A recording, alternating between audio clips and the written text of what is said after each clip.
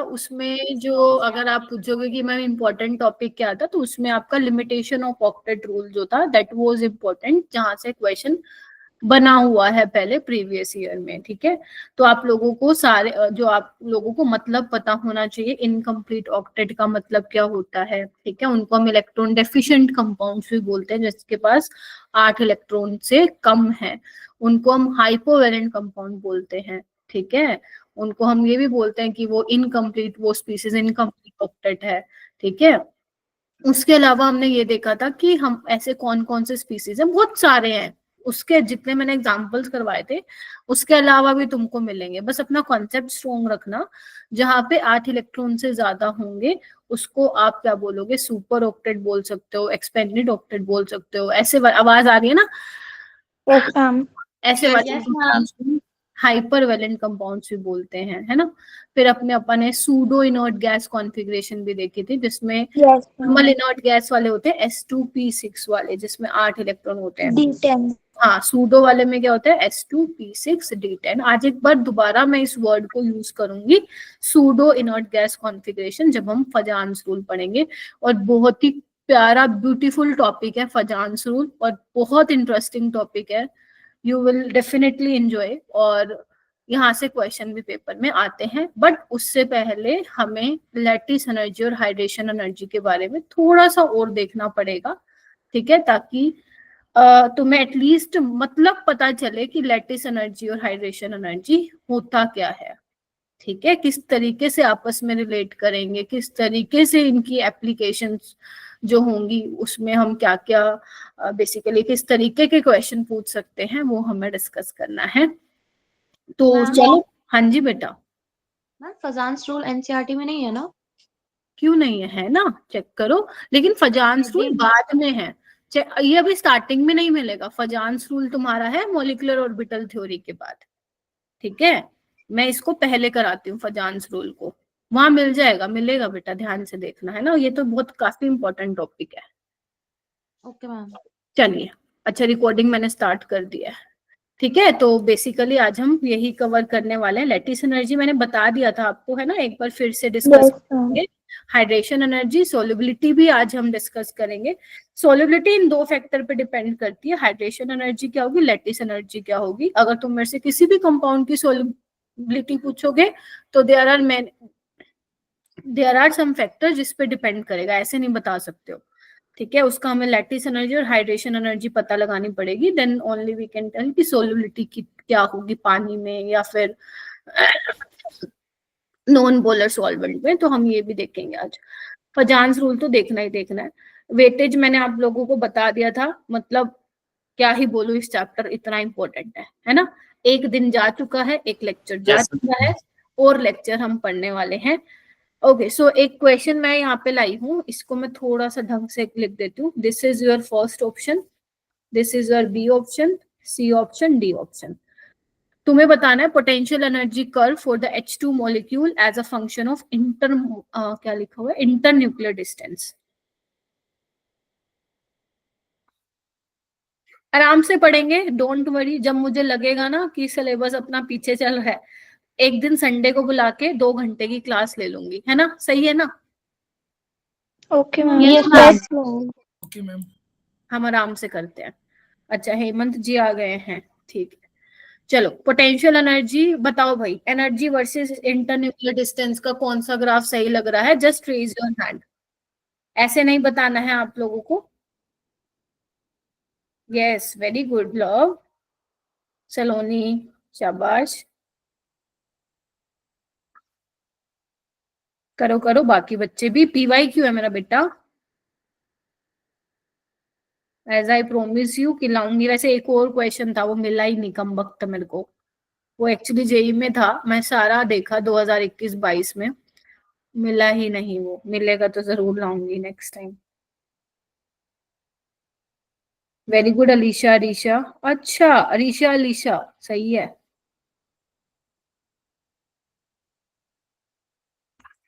Very good Aftab, करो करो। पूर्वा, मुस्कान, अगर तुमने लेक्चर देख लिया तो। प्रणवी, यशवी, रिया, शाबाश रवीना, श्रेया। लव कुश नहीं आ रहा है ना, बाकी सारे आ रहे हैं। बताओ जी, क्या नाम है, अलीशा, आप बताइए बेटा। मैम ऑप्शन डी होगा। वेरी गुड, ऑप्शन डी इसका क्या है, करेक्ट है। देखो बताया था ना मैंने ग्राफ, तो ये मिनिमम एनर्जी दिखा रहा है। यहाँ पे आपका बॉन्ड फॉर्मेशन हुआ है, इस टाइम पे जो बॉन्ड बना है वो काफी ज्यादा स्टेबल है, और जो जब बॉन्ड बना है और जो एनर्जी रिलीज हुई है, energy release during the bond formation, वो आपकी क्या थी, बॉन्ड एनर्जी थी। ठीक है, तो this is the most appropriate graph for energy versus internuclear distance. ठीक है मेरा बेटा, तो डी ऑप्शन इसका सही होगा।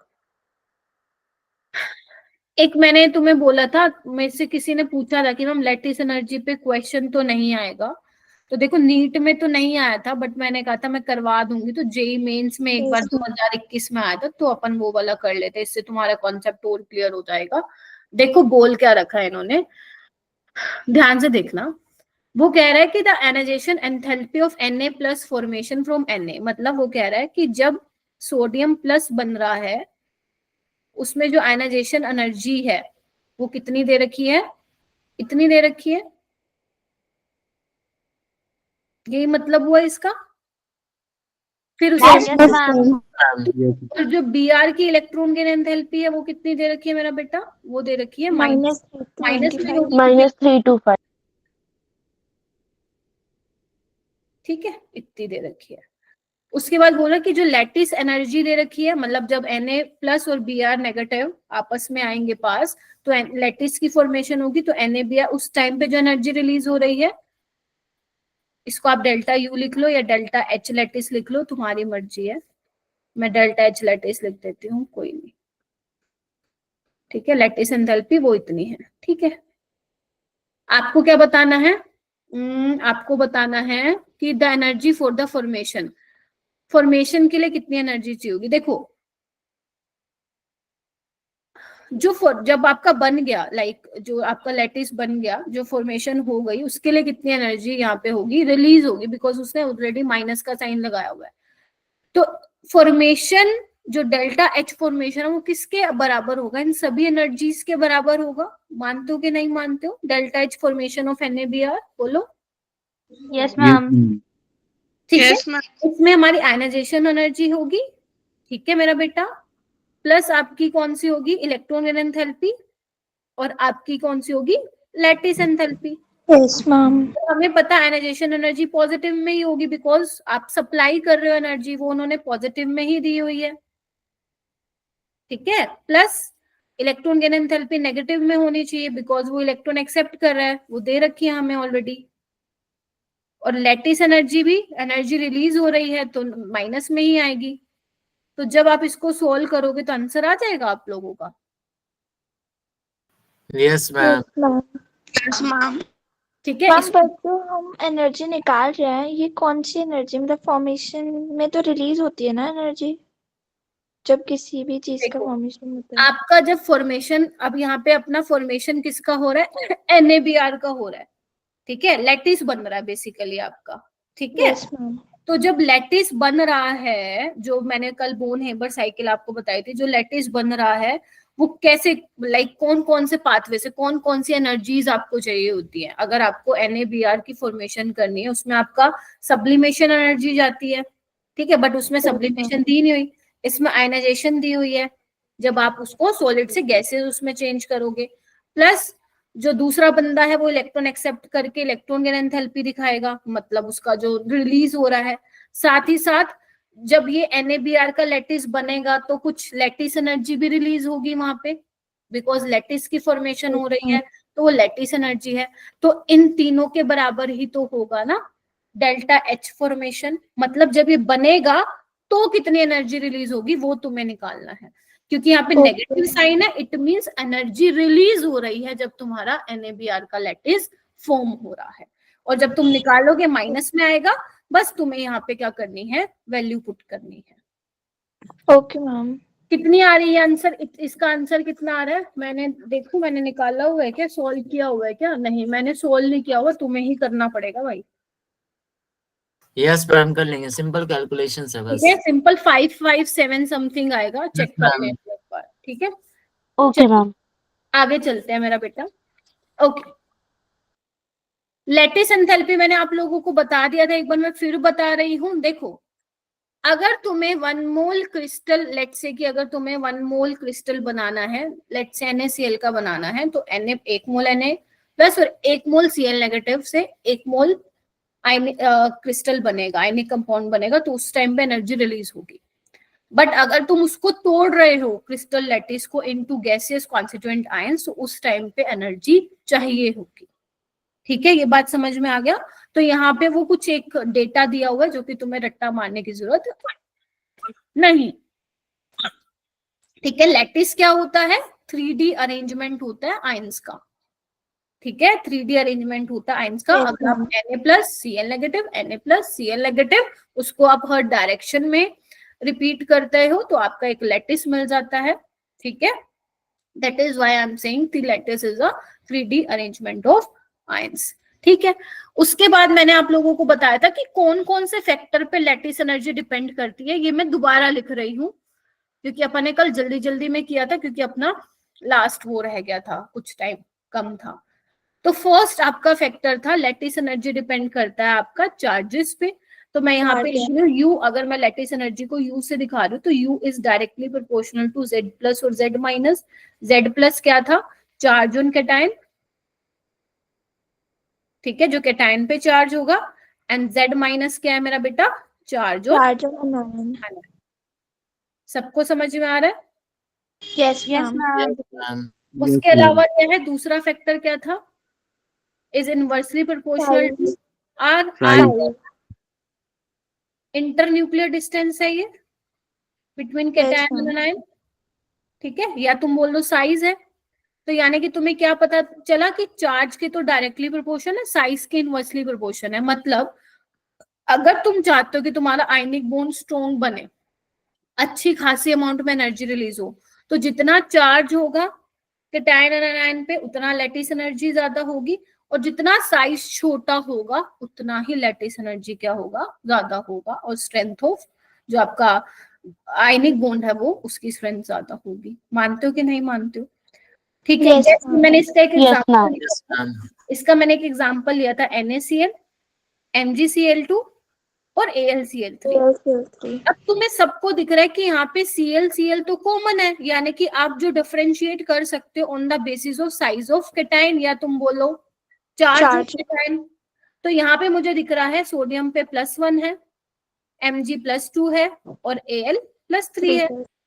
तो तुम मुझे ये बताओ चार्ज किसका ज्यादा? इसका है, तो लैटिस की ज्यादा होगी आपकी AlCl3 प्लस, यस AlCl3 की, फिर MgCl2 की, देन NaCl की। बोलो yes ma'am.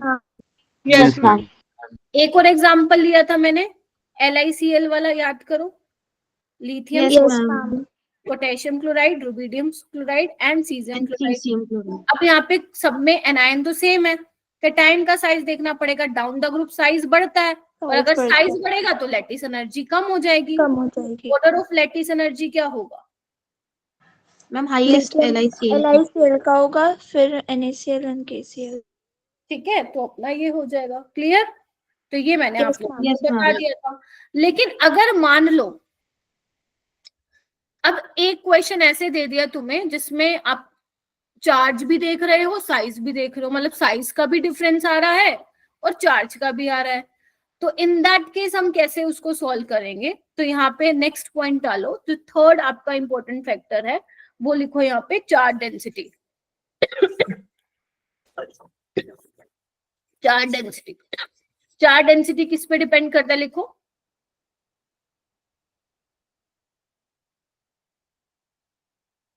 Charge by size.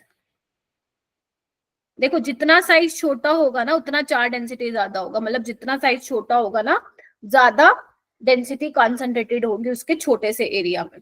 ठीक है, तो अगर मैं मान लो मेरा बेटा यहाँ पे बोलती हूँ तुम्हारे पास एक NaCl है और एक MgO है, ध्यान से देखिएगा। अब इसमें देखो कैटायन भी अलग हो गया, एनायन भी अलग हो गया। फंस गए अब हम यहाँ पे? फंस गए ना? यस तो Yes, अब हम क्या करेंगे, जब हमारे सामने दोनों फैक्टर आ जाएंगे, चार्ज वाला भी और साइज वाला भी, तो हमारा जो लिख लो, in case of size and charge, तो चार्ज वाला फैक्टर जो होगा वो डोमिनेंट होगा। ठीक है, ये बहुत छोटी छोटी बातें हैं जो तुम लोगों को क्वेश्चन सॉल्व करते टाइम ध्यान देना है। ठीक है, अब Na क्या है, +1 और Mg क्या है, +2। तो यानी कि चार्ज को हम देखेंगे तो चार्ज तो Mg +2 का ज्यादा है, तो लैटिस एनर्जी किसकी ज्यादा होगी फिर, इसकी MgO MgO एक की। तुम्हारे पास NaCl है, एक तुम्हारे पास MgCl2 है, एक तुम्हारे पास Na2 है, मैं लिख रही हूँ, तुम इसको सॉल्व करो, और एक NaCl है और एक तुम्हारे पास Na2S है। अब तुम्हें सब में क्या बताना है, वही ऑर्डर ऑफ लैटिस एनर्जी बताना है। तो MgCl2 में भी इसके ऊपर आ जाएगा बिकॉज +2 है, yes, ma'am. यस यहाँ मैम। ऑक्सीजन पे -2 है, इस पे -1 है, तो इसका ज्यादा होगा। ऑक्सीजन यहाँ पे सल्फाइड पे -2 है, इस पे -1 है, तो तो सल्फाइड वाले का ज्यादा होगा। ठीक है। तो अगर साइज और चार्ज में फंस जाओ तो which factor will dominate, charge वाला फैक्टर चार्ज। डोमिनेट करेगा। जैसे एक क्वेश्चन करके दिखाओ, एल्यूमिनियम ऑक्साइड है, मैग्नीशियम का ऑक्साइड है और एक सोडियम का, तुम्हें क्या बताना है, ऑर्डर ऑफ लैटिस एनर्जी।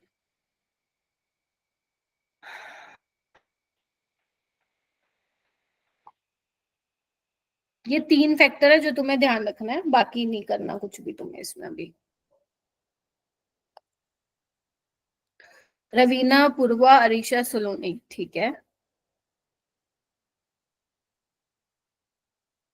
शाबाश। रवीना क्या लग रहा है? मैम एल्यूमिनियम में ज्यादा होगी, फिर मैग्नीशियम, फिर सोडियम। ठीक है, on the Yes, basis ma'am. Charge. ठीक है, तो ऐसे क्वेश्चन नीट में आ सकते हैं, ऐसे क्वेश्चन नीट में आ सकते हैं। हो गया, बस इतना ही करना था। एक्चुअली ना थोड़ा सा मैं बताती हूँ, लैटिस एनर्जी वाला जो कॉन्सेप्ट होता है और जो हाइड्रेशन एनर्जी वाला कॉन्सेप्ट होता है वो एक्चुअली में आपको पढ़ाया जाता है, इसमें तो पढ़ाया जाता है नो डाउट, बट जो ज्यादा डिटेल में पढ़ाया जाता है वो पढ़ाया जाता है तुम्हारे एस ब्लॉक एलिमेंट में। क्योंकि जो एस ब्लॉक एलिमेंट्स होते हैं जिसमें ग्रुप 1 और ग्रुप 2 होते हैं, तो उसके हम सल्फेट, हाइड्रोक्साइड्स, नाइट्रेट्स, क्लोरेट्स, ये सब हम डिस्कस करते हैं। तो वहां पे बहुत अंदर तक डेप्थ में हम चले जाते हैं लैटिस एनर्जी के और हाइड्रेशन एनर्जी के, बट वो चैप्टर हमें पढ़ना ही नहीं है क्योंकि वो चैप्टर पूरा का पूरा डिलीट हो गया है। समझ आ रहा है? तो जितना आपको लैटिस एनर्जी केमिकल बॉन्डिंग में पढ़ाया जाता है आपके, मतलब अगर मैं नीट तक ही बात करूं, नीट या जेई मेंस तक की बात करूं, तो वो इतना ही आप लोगों के लिए सफिशिएंट है। बट हाँ, जो मैं बता रही हूँ वो ध्यान से करिएगा, ठीक है? ओके, उसके बाद आगे बात करते हैं मेरा बेटा, कैरेक्टरिस्टिक ऑफ आयनिक बॉन्ड। देखो इसमें कुछ नहीं है, ये सिर्फ थ्योरी के लिए, तुम्हें लिखना है तो लिख लेना, नहीं लिखोगे तो चलेगा, मुझे कोई वो नहीं है, ठीक है?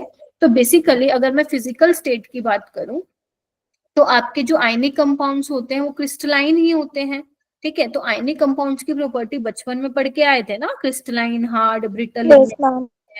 ठीक है? और इन कंपाउंड्स को, जो आयनिक कंपाउंड्स होते हैं, are generally made from ions. जैसे NaCl का एग्जांपल ले लो, which are arranged in a regular way as a lattice structure. ये तो मैंने तुम्हें बता ही दिया। ऐसे नहीं कि कहीं भी उठा के रख दिया Na+ Cl नेगेटिव Na, ऐसे नहीं होगा कि Cl नेगेटिव के साथ Cl नेगेटिव रख दिया, Na+ के साथ Na+ रख दिया।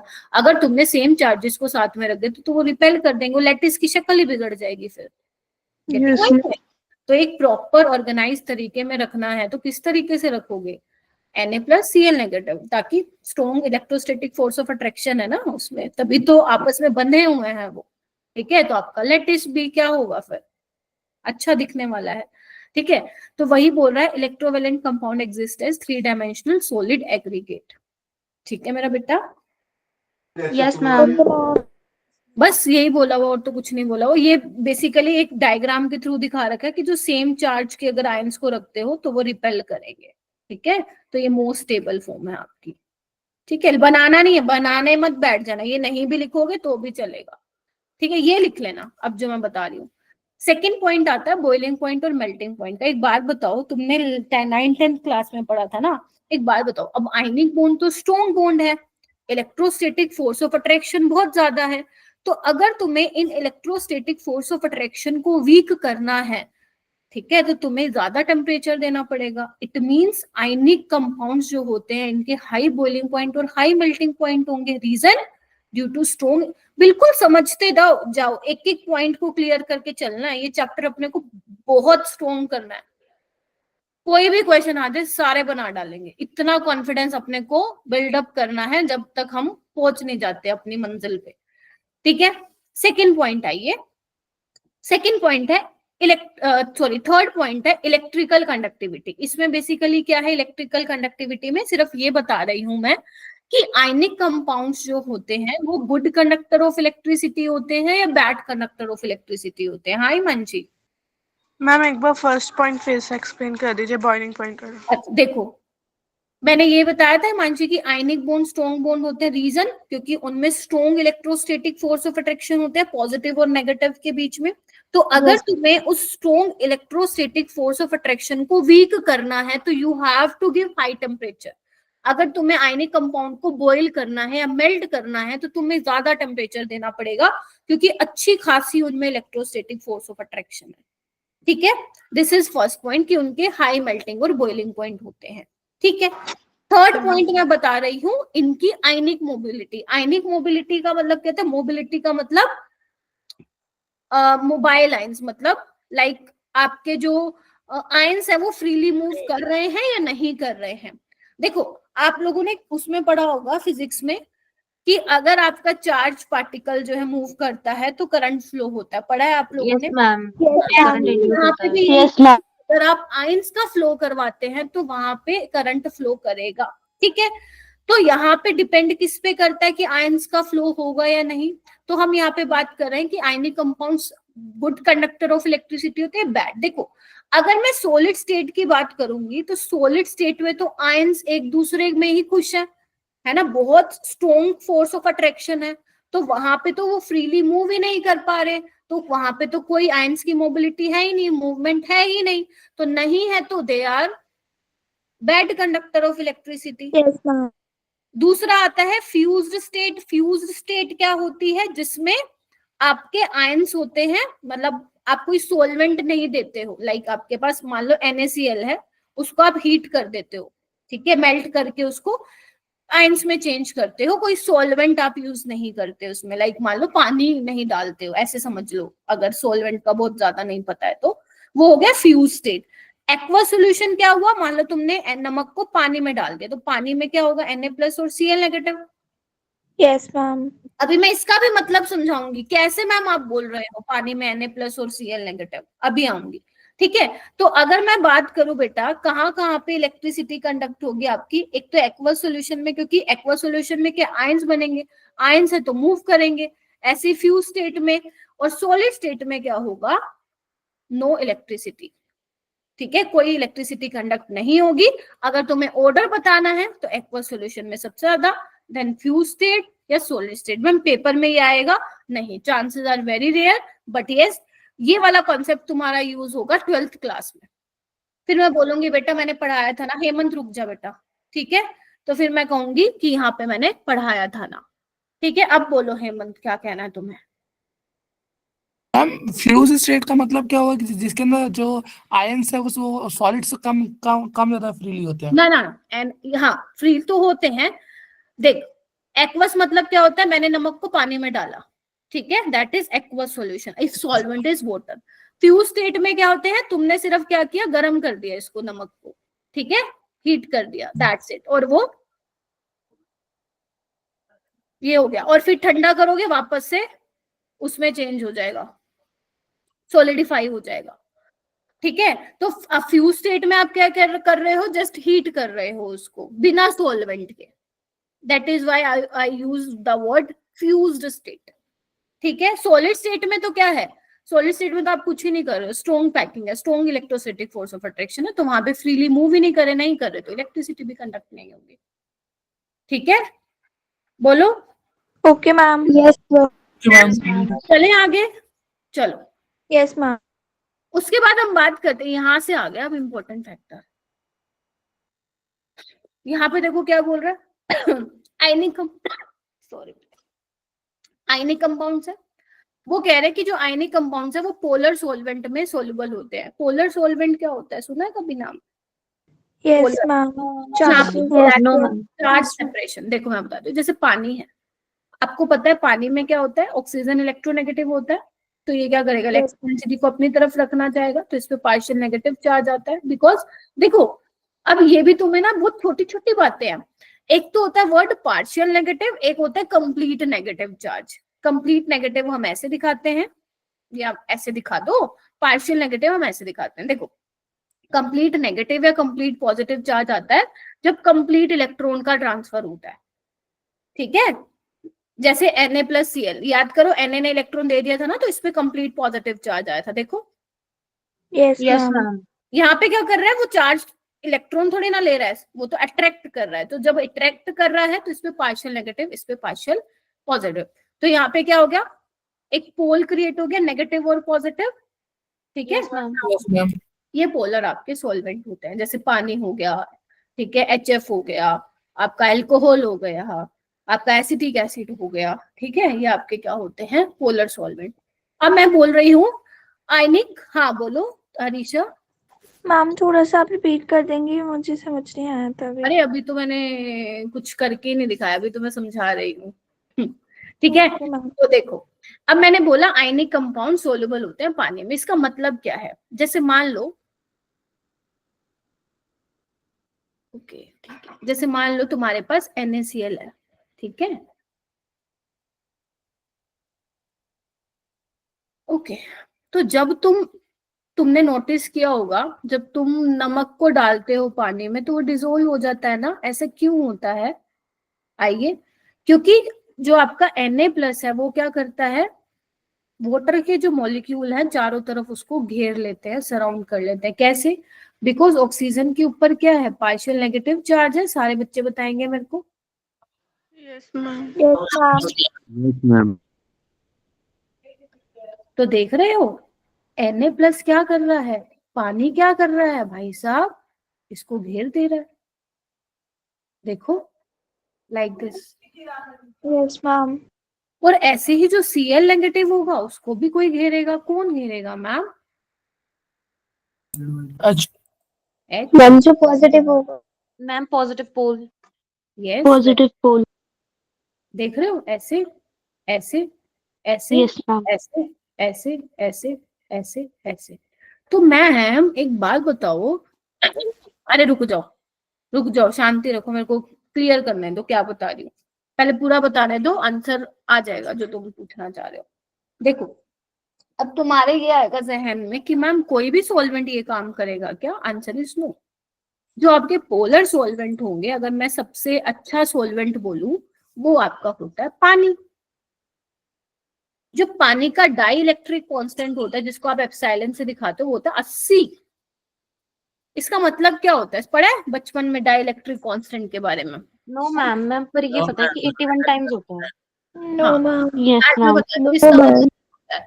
देखो, अलग अलग सॉल्वेंट के अलग अलग डाई इलेक्ट्रिक कॉन्स्टेंट होते हैं, तो जिसका डाई इलेक्ट्रिक, ये आपका एक्सपेरिमेंटल वैल्यू होती है, तो जिसका डाई इलेक्ट्रिक कॉन्स्टेंट ज्यादा होता है उसका मतलब ये होता है कि उस सॉल्वेंट में उतनी ही ताकत है इलेक्ट्रोस्टैटिक फोर्स ऑफ अट्रैक्शन को ओवरकम करने की, वीक करने की। अभी तक क्या था, जब तक तुमने इसको पानी में नहीं डाला तो Na+ और Cl नेगेटिव में भयंकर इलेक्ट्रोस्टैटिक फोर्स ऑफ अट्रैक्शन थी, बस ये बता दो। Yes ma'am, yes ma'am. लेकिन तुमने जैसे ही उसको पानी में डाला तो पानी में इतनी ताकत थी कि भाई साहब इसने इस इलेक्ट्रोस्टैटिक फोर्स ऑफ अट्रैक्शन को कम किया, Na+ दूर भागा, Cl नेगेटिव दूर भागा, Na+ को घेर लिया वाटर के मॉलिक्यूल्स ने, Cl नेगेटिव को भी घेर लिया पानी के मॉलिक्यूल्स ने। ये तो मैंने तुम्हें एक लेके देखा है, मतलब एक लेके दिखाया, ऐसे थोड़ी ना कि तुम्हारा NaCl एक ही होगा, है ना। मान लो 6.022 into 10⁻23 मॉलिक्यूल्स होंगे, ठीक है।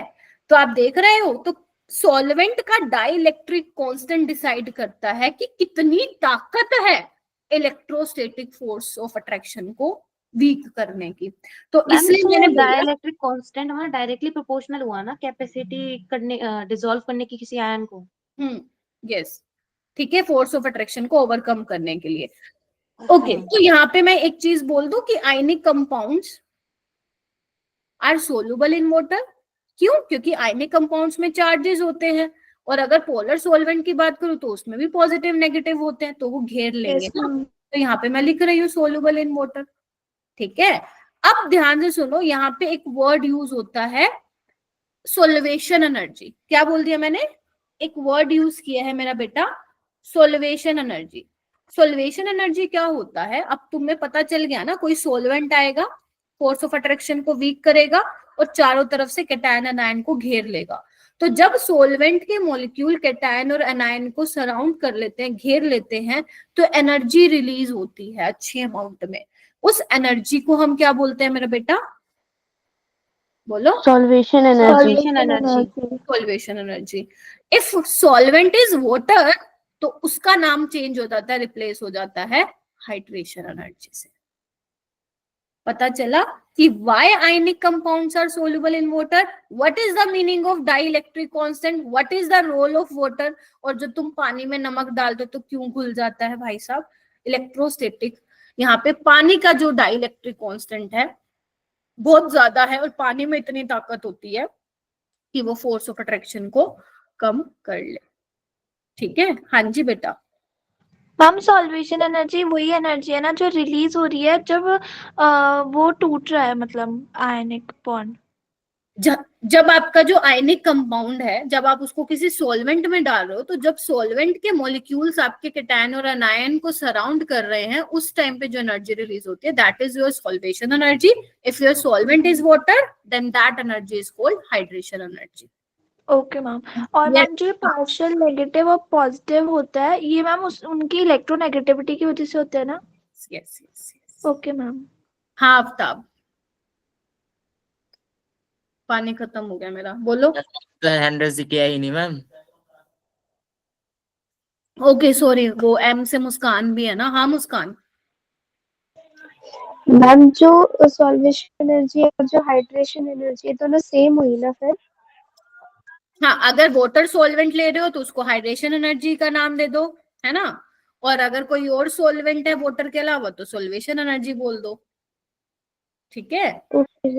हाँ, वैसे आप सॉल्वेशन एनर्जी भी यूज कर सकते हो, बट तुम देखोगे मैं वाटर ही सॉल्वेंट यूज कर रही होंगी तो मैं बार बार वर्ड यूज करूंगी हाइड्रेशन। तो you can also say solvation energy, क्योंकि water is also a solvent. ठीक है, चलूं आगे? Yes ma'am. Yes ma'am. अच्छा मैम, आगे तो आप चल लिए हैं, अब जरा से एक बात ये पढ़ के दिखाओगे? प्लीज पढ़ो ना, मतलब ऐसे नहीं, रीड मत करो, अपने मन में पढ़ो और मुझे कंफर्म करो हाँ मैम ये तो अभी आपने बताया है, क्योंकि आज हमें किसी भी हाल में फजांस रूल करना है। पढ़ो इसको।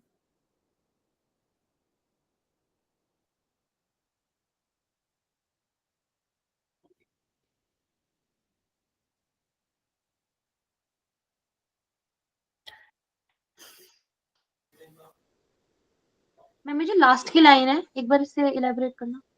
अच्छा वो, हाँ सही पकड़े हो, ये मैंने भी बताया भी नहीं अभी। ठीक है, देखो क्या बोल रहा है ये। आओ, ये कह रहा है whenever any compound generally ionic या कोई पोलर कोवेलेंट। देखो पोलर कोवेलेंट का मतलब क्या है? पोलर कोवेलेंट का एग्जांपल अभी आगे पढ़ाऊंगी। वैसे पोलर कोवेलेंट बॉन्ड क्या होता है? ये होता है, मान लो HCl है, अब ये बना किससे है बॉन्ड? कोवेलेंट से, शेयरिंग से बना है, बट यहाँ पे पोलैरिटी है due to electronegativity difference, that is why polar covalent bond, है ना। इतना समझ में आ गया ना जो बोला मैंने अभी? Yes ma'am. Yes ma'am. हाँ बस, तो इतना ही बहुत था। ठीक है, चलो। हाँ, मैं क्या कह रही थी? Yes, is dissolved in an polar solvent or in water, then different ions of the compound will get separated and will get surrounded by polar solvent molecules. This process is known as solvation or hydration. Energy released in this process is known as solvation energy or hydration energy. Clear हुआ? ठीक है। Yes ma'am. Yes ma'am. Last point is very very important. वो बोल रहे हैं ionic compound. देखो, अगर तुम्हें आयनिक कंपाउंड्स की सोल्युबिलिटी चेक करनी है ना, तो it will depend on 2 factors. क्या बोल दिया मैंने? अगर आयनिक कंपाउंड्स की तुम्हें सोल्युबिलिटी चेक करनी है, whether it is soluble in water और not, then it will depend on 2 factors. First factor is hydration energy,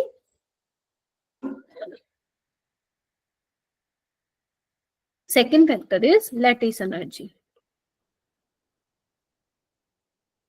ठीक है, तो your ionic compound will be soluble only if the hydration energy is more than the lattice energy। बात ठीक नहीं है? एक बात बताओ, देखो यस मैम। अगर तुम्हारी लैटिस एनर्जी ज्यादा होगी, मतलब जो आपका आयनिक कंपाउंड है भाई साहब भयंकर प्यार है उसमें, फिर तो वो तो जुदा होना ही नहीं चाहता। मानते हो कि नहीं मानते हो? Yes ma'am. तो अगर वो जुदा ही नहीं होना चाहता तो सोलवेंट उसको घेरेगा कैसे? इतनी एनर्जी तो रिलीज होगी नहीं उसमें फिर। मानते हो या नहीं मानते हो? और अगर Yes, आपका ma'am. लैटिस वीक हुआ, वीक बोले तो कि भाई साहब आराम से सोलवेंट आया, ज्यादा फोर्स ऑफ अट्रैक्शन नहीं है, किया और पोलर सोलवेंट ने घेर लिया आपके कैटायन और एनायन को, अच्छी खासी अमाउंट में अगर एनर्जी रिलीज हुई तो आपका सोलुबल है कंपाउंड। तो यानी कि सोल्युबिलिटी के लिए क्या चाहिए हमें कि हाइड्रेशन एनर्जी क्या हो मेरा बेटा? ज्यादा हो लैटिस एनर्जी से। ठीक है, बस ये ध्यान रखना। हम कम होगी लैटिस एनर्जी तो ज्यादा हाइड्रेशन एनर्जी होगी। Yes, okay. मैं फिर बोल रही हूँ, इसका जो हम मेन डिटेल में पढ़ते हैं वो एस ब्लॉक एलिमेंट्स में पढ़ते हैं, क्योंकि वहां पे बहुत सारे क्वेश्चन आते थे जब एस ब्लॉक था ना सिलेबस में। अब तो चैप्टर भी हटा दिया इन्होंने, बट ठीक है, क्योंकि हो सकता है तुम कोई बुक्स वगैरह पढ़ो तो वहां पे तुम्हें दिखे, तो इसलिए मैंने यहाँ पे आप लोगों को क्लियर कर दिया।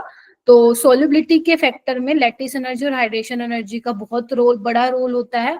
आप ऐसे नहीं देख के बता सकते सोलुबल होगा, आपको चेक करना पड़ेगा हाइड्रेशन एनर्जी और लैटिस एनर्जी। सही है, डिलीट हो गया वो चैप्टर भाई साहब, ढंकर मगजमारी थी उसके अंदर। तो पता है क्यों? क्योंकि वहां पे बहुत सारी चीजें तो याद रखनी पड़ती थी। वहां पे कई जगह हमें लगता है कि ये सोलुबल होना चाहिए, इसकी हाइड्रेशन एनर्जी ज्यादा है, फिर आता है एक्सपेरिमेंटल वैल्यू से पता चला कि फलाने की कंपाउंड की लैटिस एनर्जी ज्यादा है तो वो सोलुबल नहीं होगी। बच गए तुम, वो चैप्टर डिलीट हो चुका है। ठीक है तो अभी तुम्हें यही याद रखना है जो मैं बता रही हूँ। ठीक है, हाँ बोलो जिसने हैंड रेज किया है। मैम वैसे हमें कैलकुलेट करना है क्या हाइड्रेशन एनर्जी? ना, न्यूमेरिकल नहीं आएगा। अच्छा फिर ठीक है। मजा करो इतने, बस वो लास्ट था वो, एक तो वो लैटिस वाला जो मैंने बताया था वो भी जेई में आया था, नीट में तो आया भी नहीं, तो उसको तो वैसे ही हटा दो। और एक आएगा डायपोल मूवमेंट का फॉर्मूला, वो भी नीट में अच्छा, बहुत निशान ही नहीं है यहाँ पे ना। हाँ, मतलब कहने के मतलब है थ्योरेटिकल चैप्टर है, मजे से पढ़ो। ठीक है, yes ma'am. Yes ma'am. Okay ma'am. उसके बाद हम बात करेंगे application of hydration energy. Application क्या है हाइड्रेशन एनर्जी की? अब हाँ, हाइड्रेशन एनर्जी से रिलेटेड क्या क्वेश्चन आते हैं, आओ आ जाओ। जैसे मान लो मैं यहाँ पे लिख रही हूँ, पहले समझा देते हैं, चलो।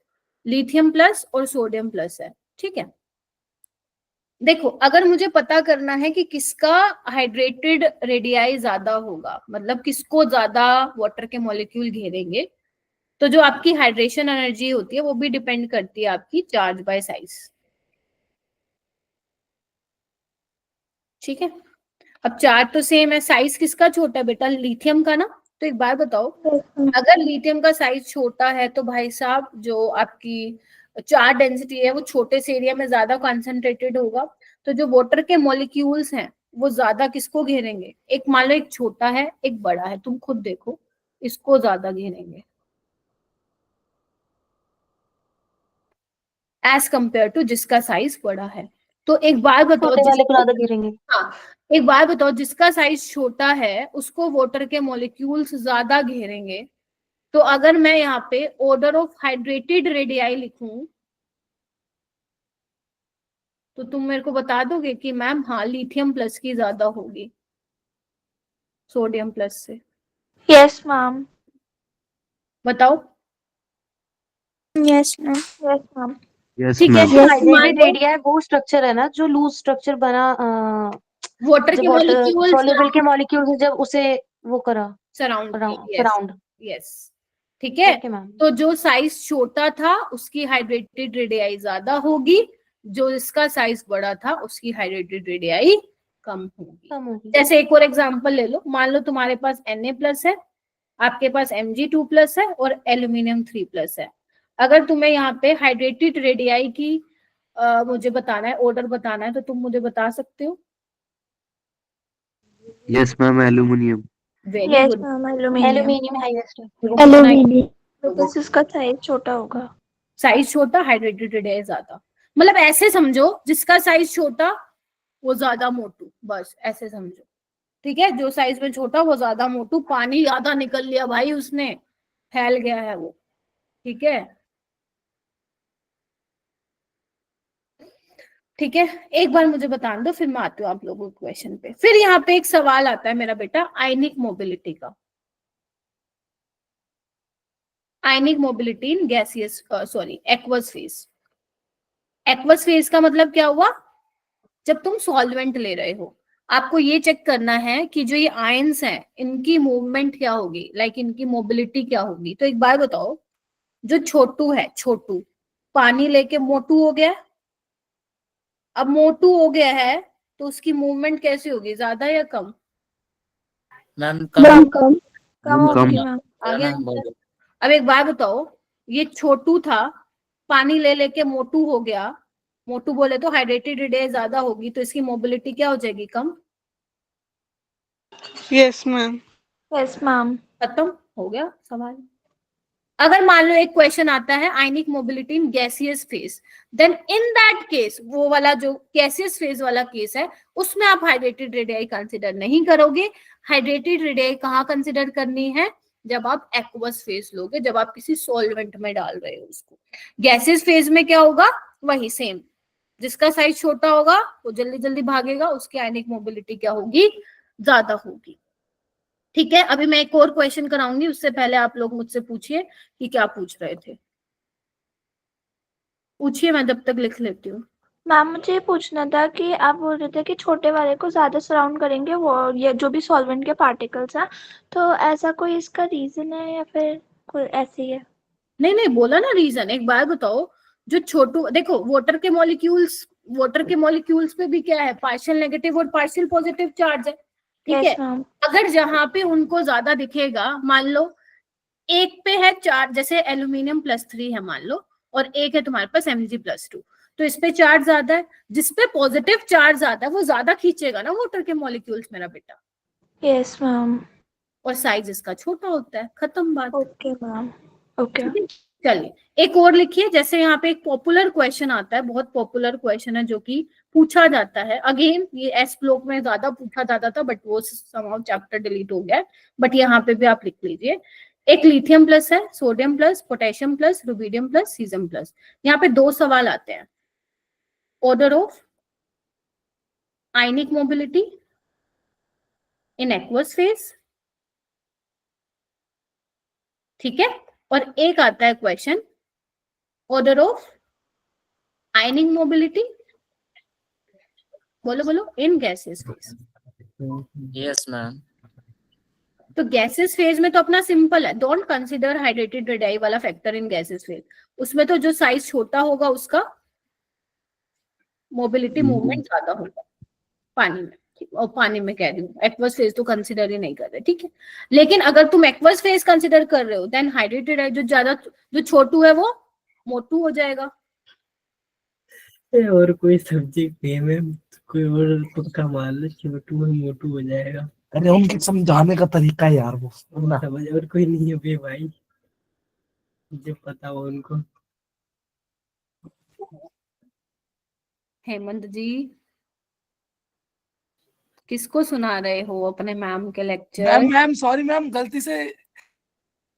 तो डर जाओ, शुक्र करो ऑफलाइन नहीं हो, नहीं तो तुम्हें भी लपेटे में लेती और साथ वाले को भी लेती लपेटे में। हो गया ये? Yes ma'am. Yes ma'am. दोनों वो लड़ाई कर रहे होंगे कहेंगे तूने रात तो बैंड बजवा दी। ठीक है, सॉरी। कोई नहीं कोई नहीं, इसका ठीक है, कोई बात नहीं। ठीक है, तो जो छोटू होगा वो मोटू होगा, तो वो उसकी मोबिलिटी कम होगी। यानी कि एक सिंपल सी बात कर लें कि mobility of ions is inversely proportional to hydrated radii, but मेरी तारीफ कर रहा था हेमंत, ये अच्छा लगा मेरे को। चलो चले, बताओ भाई, कोई डाउट है तो दूं क्या 1 मिनट सोचने का? No ma'am. Ma'am note down कर लूँ, रुक जाओ तो। अच्छा अच्छा, करो करो करो, उसके बाद अपन है क्या आगे? फजांस रूल, हाँ आ गया भाई Fajans rule. Done, thank you. अब किसका क्या माइक रह गया अनम्यूट? क्या करोगे आज? सारी सारी चुप, सारी गॉसिप आज ही कर दोगे क्या टीचर की? नहीं मैम, ऐसा कुछ थोड़ी ना करेंगे हम। अच्छा, इतने शरीफ तो नहीं हो तुम लोग। चलो ठीक है मैम डन। डन। चलूं, कोई डाउट है तो पूछ लो, 1 मिनट दे रही हूँ, पानी वानी पीना पी लो। सो हो सकता है पानी पीने से कुछ क्वेश्चन आ जाए। मैम एक चैट में क्वेश्चन आया है। हाँ मोहम्मद, ले रही हूँ मेरा बेटा। हाइड्रेशन एनर्जी आप कंसिडर करते हो जब आप सॉल्वेंट की बात करते हो, तो जब पानी ही नहीं होगा तो घेरोगे किसको? और हाइड्रेशन एनर्जी काहे की रिलीज होगी बताओ? और वैसे भी मैम ये मेरा क्वेश्चन है नहीं। अरे मुस्कान को बता रही हूँ मैं, ठीक है मुस्कान? Yes ma'am. ओवरएक्ट क्यों करते हो? कितने बच्चे केमिस्ट्री पढ़ रहे हैं मेरे साथ? तुम्हारे भाई बहन भी पढ़ रहे हैं क्या? है हेमंत? नो मैम, वो गेम खेल रहा है मैम, साइड में बैठ के एंड बकवास कर रहा था। मैम एक क्वेश्चन था कि जो पॉजिटिव, जहाँ पे पॉजिटिव पोल है वहाँ पे नेगेटिव पोल भी तो होगा, तो वो इफेक्ट नहीं डालेगा? पॉजिटिव, बिल्कुल ठीक बोल रहा है मेरा बेटा। जैसे पॉजिटिव है तो हाँ, वाटर में आपका पार्शली, आपका हाइड्रोजन में पार्शली पॉजिटिव है और पार्शली नेगेटिव है। बट एक बात बताओ, आपके पास जो एक्वा सोल्यूशन है उसमें Na+ और Cl नेगेटिव है, ठीक है? तो जो हाइड्रोजन वाला पोल है वो नेगेटिव चार्ज को अट्रैक्ट करेगा, है ना? और आपका पॉजिटिव चार्ज नेगेटिव चार्ज को अट्रैक्ट करेगा, ओके। ठीक है मेरा बेटा? चलो अब आगे चले, चलो फजांस रूल पे चलते हैं। चलो अब मैम ये क्या पंगे हैं? फजांस रूल देखो, एक बात मैं तुम्हें बता दूं, अब हम सीख रहे हैं आयनिक बॉन्ड से कोवेलेंट बॉन्ड पे जा रहे हैं। देखो एक चीज मैं बता देना चाहती हूँ, कोई भी बॉन्ड प्योरली ना तो आयनिक होता है ना कोवेलेंट होता है। अगर तुम्हें कोई बोले क्या ये 100% आयनिक है, आंसर इज नो। कोई तुम्हें बोले 100% कोवेलेंट है, answer is no. Covalent bond में आपका आयनिक करेक्टर भी होता है, आयनिक बॉन्ड में कुछ कोवेलेंट करेक्टर भी होता है। मतलब कोई भी बॉन्ड प्योरली आयनिक नहीं होता, प्योरली कोवेलेंट नहीं होता है, ठीक है? अभी तक हमने डिस्कशन की थी आयनिक बॉन्ड की। मान लो अब तुमसे ये पूछा जाएगा, तुम्हें 6-7 कंपाउंड्स दे देंगे और तुमसे ये पूछा जाएगा बताओ भाई सबसे ज्यादा कोवेलेंट करेक्टर किसमें है, ठीक है? तो उसी को ही पता लगाने के लिए हम क्या पढ़ रहे हैं यहाँ पे, फजांस रूल। तो फजांस ने कुछ कुछ बातें बोली थी, उसकी वो बातों को समझेंगे उसने क्या बोला था, एंड उसकी बातों को समझ के हम फिर वो क्वेश्चन पे अप्लाई करेंगे। क्या मैम हमें ये फिगर बनाना है क्या? नहीं बनाना है, पहले आपको समझना है मैं क्या बोल रही हूँ। देखो मैं अपनी लैंग्वेज में समझाऊंगी, ठीक है? आइए समझ रहे चले, बेसिकली क्या करने वाले समझ गए ना? Yes ma'am. कोवेलेंट करेक्टर को पता लगाना है भाई साहब, किसी आपके मॉलिक्यूल किसी कंपाउंड में कितना ज्यादा कोवेलेंट करेक्टर है, इसको जानना चाह रहे हैं। और इसके लिए हमारे पास मस्त सा रूल है, फजांस रूल। अगर एनसीईआरटी में किसी को नहीं मिल रहा है तो स्टार्टिंग में नहीं मिलेगा, थोड़ा सा लास्ट में जाके मिलेगा, थोड़े पन्ने पलटो। मॉलिक्यूलर ऑर्बिटल थ्योरी के बाद शायद ये वाला टॉपिक दिया हुआ है। देखो आओ, सिंपल सी बात है, आपको पता है क्या होगा? देखो एक कैटायन होगा और अनायन होगा, ठीक है? अच्छा, आपको पता है अनायन का साइज बड़ा होता है ना? देखो अब होगा क्या, पॉजिटिव और नेगेटिव है, एक दूसरे को अट्रैक्ट तो करेंगे ना? तो देखो यस मैम। होता क्या है मेरा बेटा, आपके पास मान लो लाइक कैसे समझाऊं, कौन सा एग्जांपल लूं? लेट से तुम्हारे पास ये है LiCl, मैं एक एग्जांपल लेके बता रही हूँ। तो यहाँ पे लिथियम प्लस है, यहाँ पे Cl नेगेटिव है ना? तो मान लो जो ये कैटायन लिया है वो लिथियम का और जो अनायन लिया है वो क्लोरीन का है। अब क्लोरीन आपका एटम है तो उसमें भी क्या होंगे, इलेक्ट्रॉन भी होंगे, उसका खुद का न्यूक्लियस होगा। लिथियम में भी इलेक्ट्रॉन भी होंगे, उसका न्यूक्लियस होगा। समझ गए ना? अच्छा, आओ, अब होता क्या है मेरा बेटा, आपके पास कैटायन है, अगर आप अनायन को लाओगे उसके साथ तो दोनों में कुछ तो होगा, अट्रैक्शन वाली चीज होगी ना। तो वो क्या कह रहे हैं कि जब आप जो कैटायन है और जो अनायन है, जब वो अप्रोच करते हैं, ध्यान से सुन लो, जब वो अप्रोच करते हैं तो जो अनायन का वैलेंस शेल वाला, जो आपका अनायन का वैलेंस शेल है, लास्ट वाला शेल, वो क्या करता है, कैटायन की तरफ जाता है। देख रहे हो, इवन मैं कहूंगी जाता नहीं है, कैटायन उसको पुल करता है अपनी तरफ। Getting my point? क्या बोला मैंने? When anion and cation approaches to each other, then the outermost shell cloud of anion is pulled towards cation nucleus, और जब वो उसकी तरफ जाता है तो जो आपका अनायन है उसका जो क्लाउड है, उसका जो इलेक्ट्रॉन क्लाउड है, वो बिगड़ जाता है। बिगड़ने को क्या बोलते हैं? डिफॉर्म्ड या फिर डिस्टोर्शन।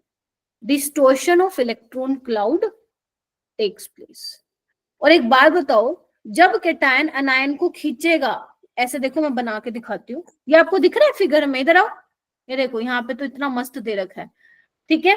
ये पहले आपके कैटायन और अनायन है, ठीक है। अब ये अनायन क्या है, इसके तरफ देखो, कैटायन क्या खींच रहा है इसको, देख रहे हो आप?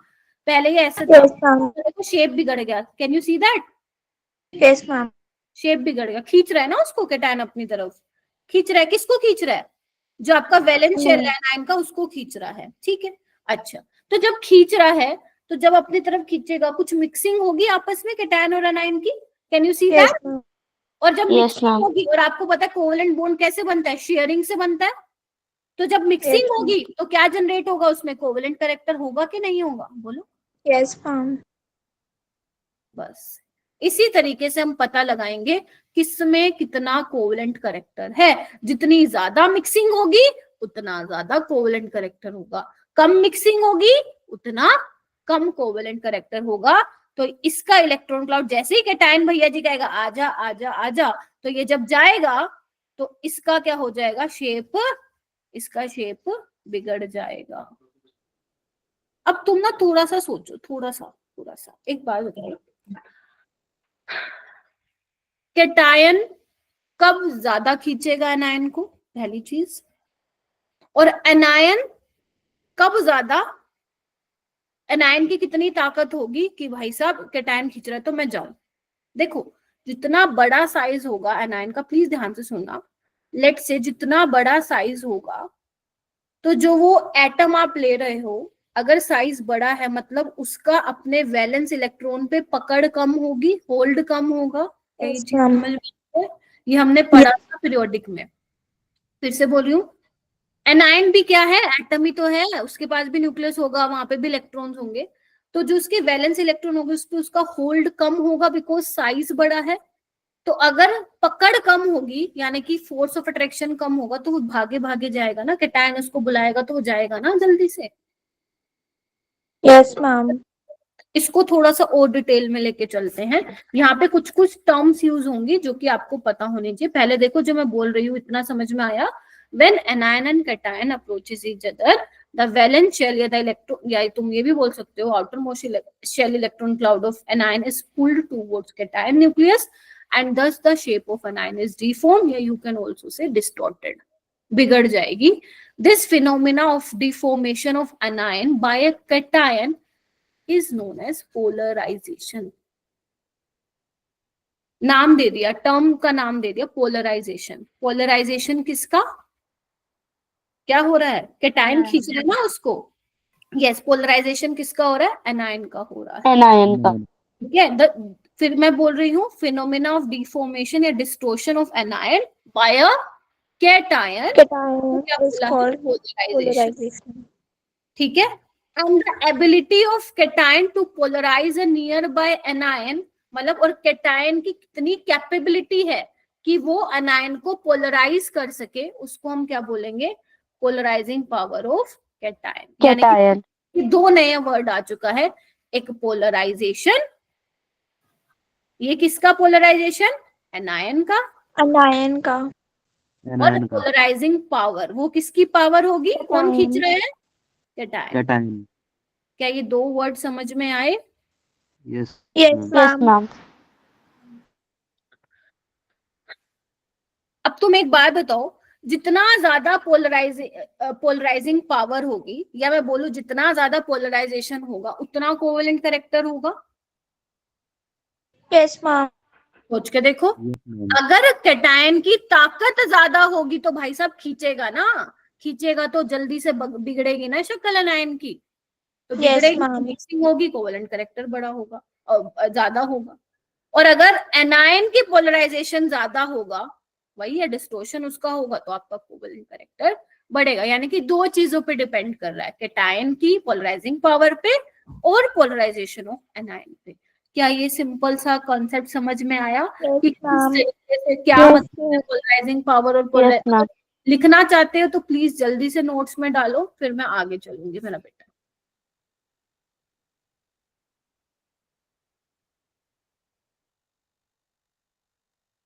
लिख लिया? मैम एक Yes. मिनट। अच्छा अच्छा, लिखो लिखो।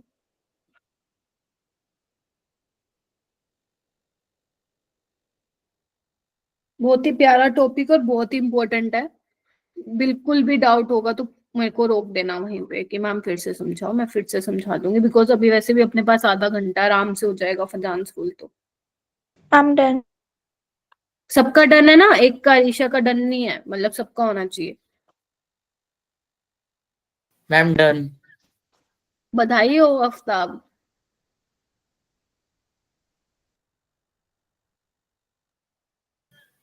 किस बात की मैम? हो गया ना? लिख लिया तुमने? खाते खाते बीच साथ साथ लिख रहे हो, है ना? मल्टी टैलेंटेड हो तुम लोग,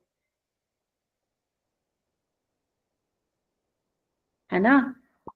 किचन में खड़ा है आफ्ताब और लेक्चर भी ले रहा है। नहीं मैम, ऐसा कुछ नहीं है, मैं तो टेबल पे बैठा हूँ मैम। झूठे। चलो आ जाओ।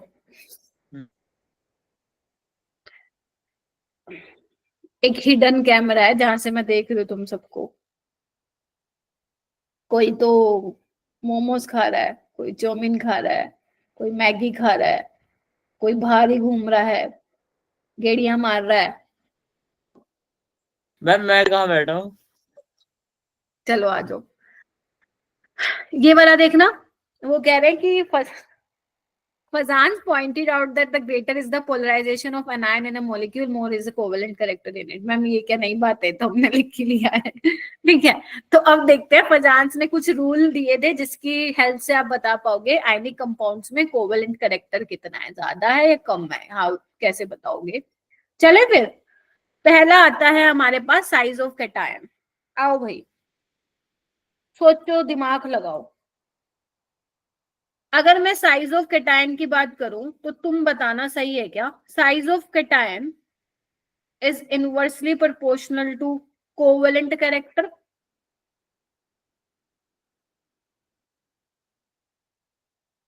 मतलब मैं ये बोल रही हूं, अगर कैटायन जी का कैटायन जो है वो छोटा है तो कोवेलेंट कैरेक्टर ज्यादा है। Yes ma'am.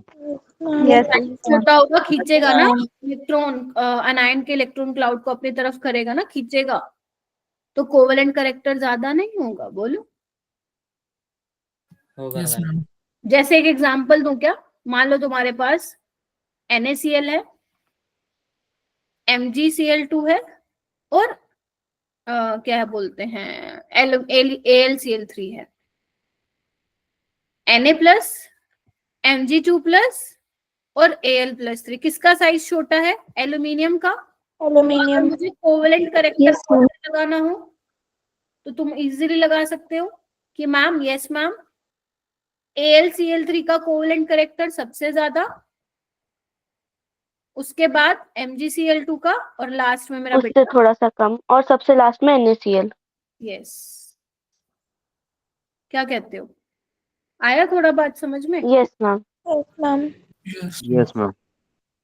मैम पहला एक क्या 10 पूछ। मैम ने जो साइज ऑफ कैटायन था वो +3, मतलब सबसे छोटा था, तो इनवर्सली प्रोपोर्शनल हो गया तो ज्यादा हो गया ना कोवेलेंट कैरेक्टर। हाँ, तो यही तो बोला मैंने। अच्छा, यही पूछ रहा था मैम। आप कैटायन का साइज छोटा, छोटा कोवेलेंट कैरेक्टर ज्यादा, ज्यादा। ओके मैम, कंफर्म करा था थोड़ा। कोई नहीं, मैंने तभी तो कहा 1 ने 10 पूछो। हाँ ऋषा। मैम ऐसा नहीं होता कि मतलब इजीली अगर हमने ले लिया तो फिर कोवलेंट कैरेक्टर ज्यादा हो जाएगा? फिर से बोलो, अगर हमने क्या ले लिया? इजीली अगर वैलेंस इलेक्ट्रॉन को वो अपनी तरफ खींच ले तो कोवलेंट कैरेक्टर ज्यादा नहीं होगा? हाँ ये बोल, लेकिन आपको कुछ फैक्टर्स है ना, देखो मान लो तुम्हारे सामने क्वेश्चन आएंगे तो तुम्हारे पास कुछ फैक्टर्स होने चाहिए ना, on the basis of which you can tell कि किसका कोवेलेंट कैरेक्टर ज्यादा होगा। Getting my point?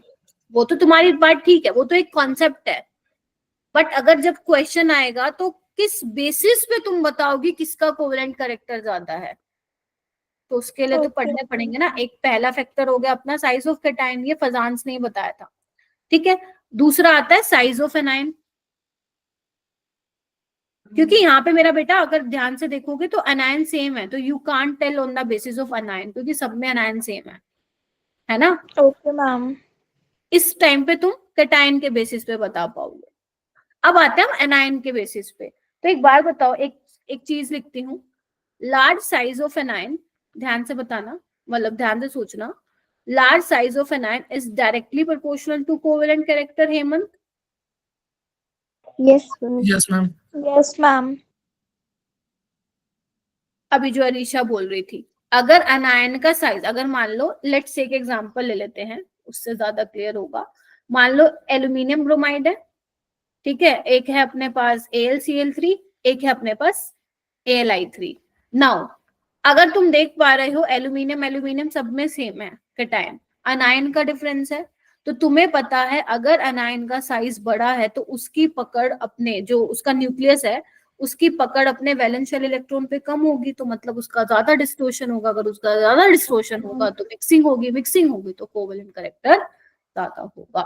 यानी कि अगर मुझे ऑर्डर ऑफ कोवेलेंट कैरेक्टर बताना हो तो सबसे ज्यादा AlI3 में। AlI3 का हाईएस्ट होगा।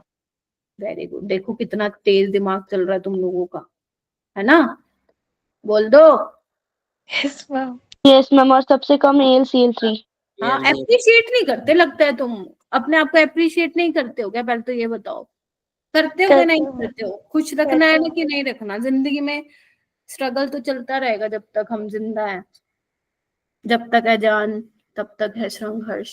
बना नहीं वैसे कुछ, है ना, सीधी सी बात है। तो अपने को अप्रिशिएट तो करना चाहिए ना। अगर आप लोग आंसर बता पा रहे हैं तो बहुत बढ़िया बात है, और क्या चाहिए जिंदगी में, बताओ। Yes ma'am. मुस्कान कह रहे टीचर ही नहीं करते। कभी भी आपको रिलाई नहीं रहना कि कोई आके तुम्हें अप्रिशिएट करेगा, खुद को करो भाई। जिंदगी में अकेले आए थे, अकेले ही जाओगे, खुद को अप्रिशिएट करना सीखो। ये मत सोचो कोई आएगा अप्रिशिएट पीठ थपथपाएगा, वाह मुस्कान बढ़िया काम किया। ऐसे लोग दुनिया में बहुत कम होते हैं मेरा बेटा, ध्यान रखना। टीचर्स होते हैं और पेरेंट्स होते हैं। मैम आप मोटिवेशनल स्पीकर में क्यों नहीं ट्राई करते? हाँ वैसे पहले भी मुझे किसी ने बोला है, I think I should try once. Yes ma'am, तुमसे सजेशन लूंगी हेमंत, तुमसे सजेशन लूंगी चलो ठीक है, ये हो गया clear. Yes ma'am. Yes ma'am. Yes ma'am. इतना तो मैं ज्ञान नहीं बांटती जो तुम मुझे ये बोल रहे हो, आज ही बोला है शायद मैंने। चलो आगे चलते हैं। हो गया ये 2 बार कैसे आ गया? चलो कोई नहीं, इतना हो गया। यानी कि साइज ऑफ कैटायन हो गया, साइज ऑफ एनायन हो गया। आगे बढ़ते हैं अब। ये इसको तो काटा मारो, ये हो चुका अपना। अब आता है नेक्स्ट, चार्ज ऑन कैटायन और चार्ज ऑन एनायन। हाँ बेटा बोलो। मैम मुझे पूछना था, अगर दोनों ही अलग, जैसे अभी तक आपने जो बताया था उस size of cation size of anion में दोनों या तो एनायन सेम था नहीं तो कैटायन सेम था, अगर दोनों अलग अलग हो तो अब? दोनों अलग अलग मतलब? अच्छा एक तुम बोल रहे हो, अच्छा उसमें आएगा एक कॉन्सेप्ट आएगा, वो मैं भी बताऊंगी इसके बाद, ठीक है, वो भी मैं बताऊंगी। जैसे मान लो अगर तुमसे पूछ लिया लेट से, चलो आगे ही बताऊंगी जब कॉन्सेप्ट आएगा, अभी तो क्या ही बताऊंगी। चार्ज ऑन कैटायन और चार्ज ऑन एनायन को किस बेसिस पे करोगे? तो यहाँ पे लिखो, अगर चार्ज ऑन कैटायन ज्यादा होगा तो तुम बोल सकते हो कि कोवेलेंट कैरेक्टर ज्यादा होगा। Yes ma'am. सिंपल सी बात है ना। और अगर मान लो मैं बोलूं चार्ज ऑन एन आयन ज्यादा होगा, साइज बड़ा होगा, वही सेम कोवेलेंट कैरेक्टर ज्यादा होगा। ये आगे क्लियर हुआ? Yes ma'am. ठीक है, एग्जाम्पल देख लेते हैं, एक दो एग्जाम्पल देखिए। हेमंत सबसे अच्छी बात है एग्जाम्पल ऐसा मिलेगा ही नहीं तेरे को, जब मतलब जिसमें दोनों अलग अलग हो। ठीक है, जैसे इसमें इसका अगर मैं एग्जाम्पल बताऊं, जैसे मान लो एक है FeCl3 और एक है FeCl2, तुम्हें बताना है कोवेलेंट कैरेक्टर किसका ज्यादा होगा। एक है PbCl4, एक है PbCl2, तुम्हें बताना है किसका कोवेलेंट कैरेक्टर ज्यादा होगा। बता सकते हो? किस बेसिस पे बताओगे? चार्ज के बेसिस पे बता दो। साइज तो यहाँ पे तुम्हें समझ में, साइज का तो कैसे बताओगे? देखो दोनों में लेड है, दोनों में लेड है, दोनों में क्लोरीन है, क्लोरीन है, कैसे बताओगे? Now you have to decide the on the basis of charge. तो आयरन पे कितना का चार्ज है मेरा बेटा? +3। +3 +2 +2। फेरिक और फेरस, यहाँ पे लेड पे +4 का है और +2 पे, तो जितना ज्यादा +2 का। चार्ज होगा उतना ही कोवेलेंट कैरेक्टर ज्यादा होगा।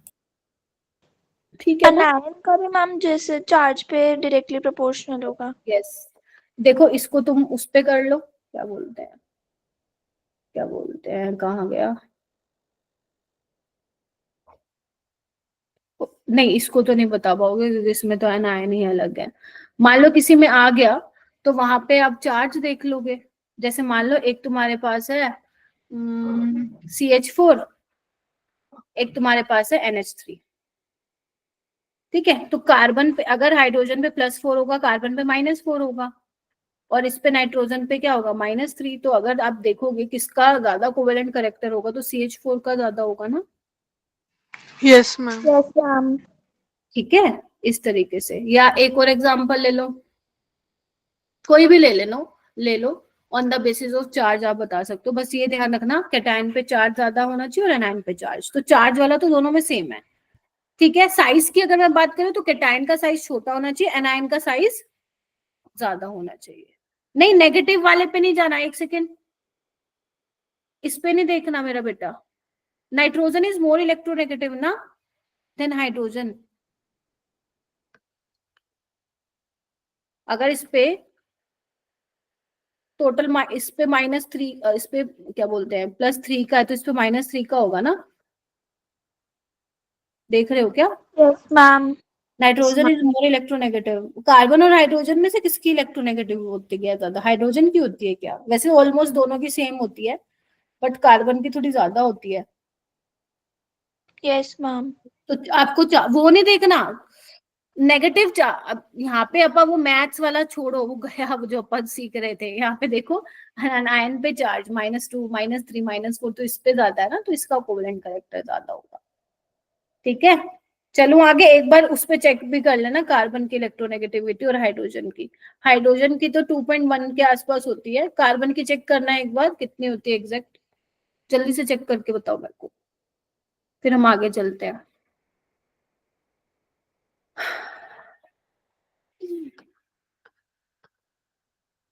- 2.55। ठीक है, समझ आ गई अब जो भी पूछ रहा था मेरे से? Okay ma'am. ठीक है, चलो अब ये अपना है नेक्स्ट फैक्टर है, क्या नाम है इसका, मतलब जो ये फैक्टर है इलेक्ट्रॉनिक कॉन्फ़िगरेशन ऑफ कैटायन। अब यहाँ पे आएगा काम की चीज प्लीज ध्यान से सुनना, बहुत इंपॉर्टेंट है, यहाँ से क्वेश्चन बन सकता है। देखो मैं एग्जांपल ही लेती हूँ डायरेक्ट। एक आपके पास है मेरा बेटा NaCl और एक है CuCl। अगर मान लो तुमसे वो पूछ ले बेटा बेटा बताओ दोनों में से कोवेलेंट कैरेक्टर किसका ज्यादा होगा, तो क्या जहन में आएगा तुम्हारे? बताओ ऑन किस बेसिस पे बताओगे? है कोई सिस्टम? नहीं ना, नहीं समझ में आ रहा होगा। साइज कैसे कंपेयर करोगे सोडियम और कॉपर का? ठीक है, तो यहाँ पे आता है रोल में इलेक्ट्रॉनिक कॉन्फ़िगरेशन। तो तुम अगर सोडियम की इलेक्ट्रॉनिक कॉन्फ़िगरेशन मैं तुम्हें बताऊं, Na+ में है ना ये, तो ये होगी 2,8।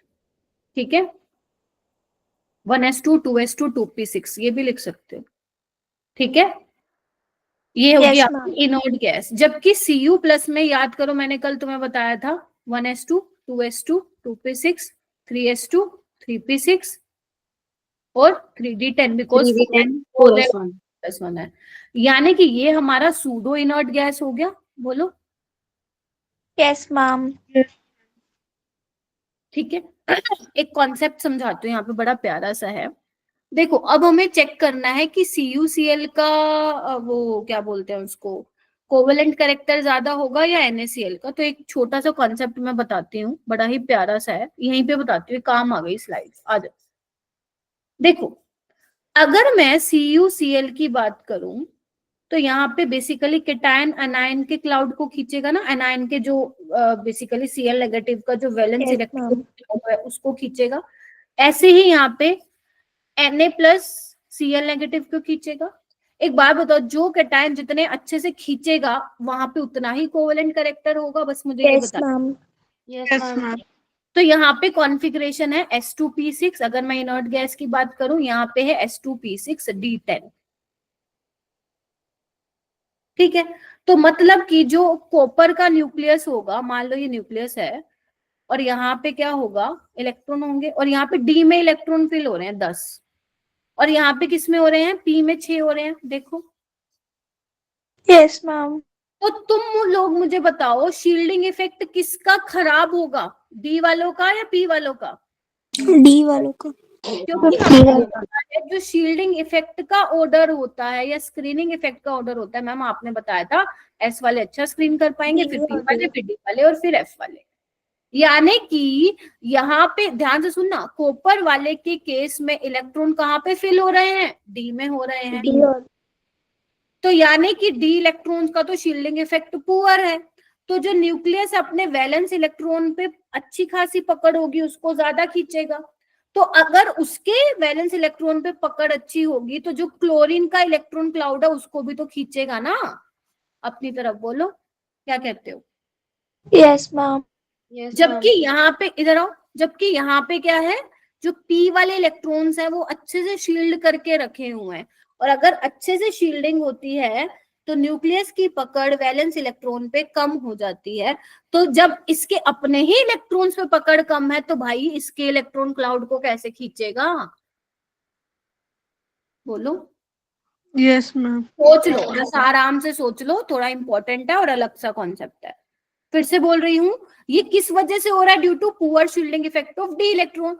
तो जब वो अपने इलेक्ट्रॉन पे उसकी अच्छी पकड़ है तो जो उसका पड़ोसी वाला जो इसका ये क्लोरीन का इलेक्ट्रॉन क्लाउड है उसको भी तो खींचेगा ना, और अगर खींचेगा तो मिक्सिंग ज्यादा तो कोवेलेंट करेक्टर ज्यादा। तो CuCl का कोवेलेंट करेक्टर क्या होता है? ज्यादा होता है।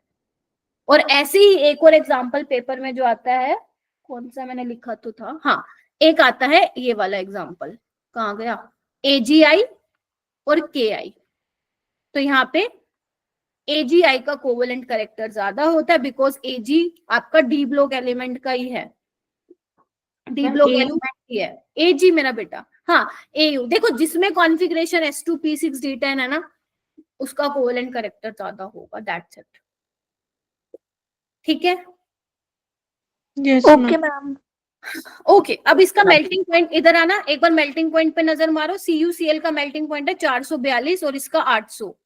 मेल्टिंग पॉइंट किसका ज्यादा? NaCl का। यहाँ से क्या समझ में आया? एक चीज तुम्हें समझ में आई होगी कि covalent character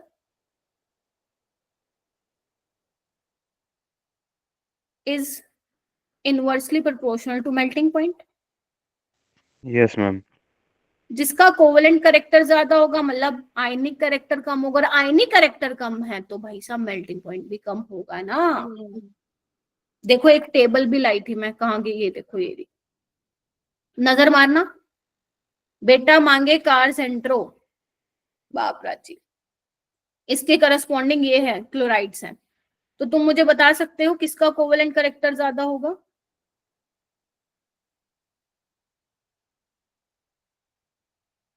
on the basis of size बताओगे ना। बेरिलियम का साइज छोटा है, चार तो सब में सेम है, तो अगर साइज छोटा तो कोवेलेंट करेक्टर इसका ज्यादा होगा। तो मेल्टिंग पॉइंट सबसे कम इसका होगा, देखो है ना इसका कम, देखो सिर्फ 405। ये याद नहीं करना है, सिर्फ डेटा दिखा रही हूँ आप लोगों को। देख रहे हो 712, 772, 872, 712, 772, 872, 960। एक और देखो, ये रहा एक्सपेरिमेंटल डाटा। अगर तुम्हें मान लो मैं बोलूं CF2, CaCl2, CaBr2 और CaI2, अगर मैं बोलूं बेटा कोवेलेंट कैरेक्टर बताओ तो किसकी बेसिस पे बताओगे? Size of anion. Yes ma'am. तो कोवेलेंट कैरेक्टर सबसे ज्यादा कैल्शियम आयोडाइड का, तो देखो सबसे मेल्टिंग पॉइंट टेबल में जाओ, मेल्टिंग पॉइंट इसी का ही कम मिलेगा तुम लोगों को, 720। Yes ma'am. ऑलमोस्ट इसका बराबर है, लेकिन इसका थोड़ा सा हल्का सा कम होता है यहाँ पे, या तो एरर है कुछ, क्योंकि ये गूगल से निकाली थी मैंने टेबल। ठीक है, देखो सबसे ज्यादा कैल्शियम फ्लोराइड का है। ठीक है, क्लियर? Yes ma'am. बस क्लियर है, जिंदगी में और क्या चाहिए। हेडिंग डालो, एप्लीकेशन ऑफ फजांस रूल। ये थोड़ा सा लेवल में अप कर रही हूँ, थोड़ा सा।